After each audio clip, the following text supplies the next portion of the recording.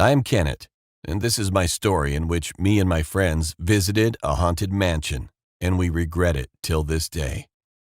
I'm 21 now, but this story happened when I was 14.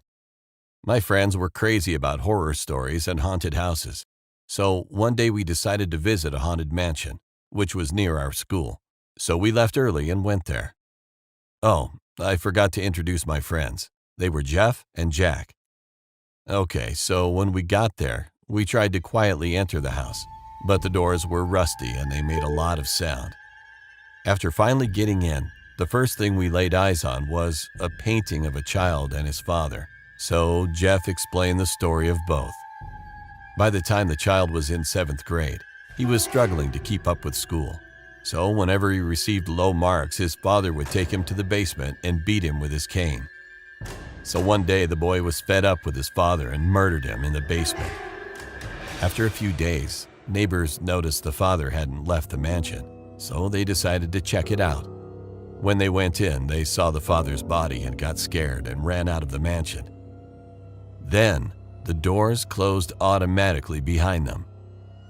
Now, people say that in the night they hear a boy crying or laughing and saying, "I need revenge." We were scared after listening to the story, but we needed to explore. We decided to visit the basement last, so we checked all the rooms on the ground floor first. We found nothing in the first and second room, but in the third room, which was the last, we found some books with splashes of dried blood on them. We got spooked and ran out of the room. Then we decided to go to the first floor, and when we found the stairs, we heard a noise, but we all agreed it was nothing. When we reached the first floor, the doors and windows started opening and closing on their own. We got scared, and then we heard malevolent laughing and a creepy voice that said, "I need revenge." Then we ran to the door, but it was closed tight, so we tried to push the door, but it would not open.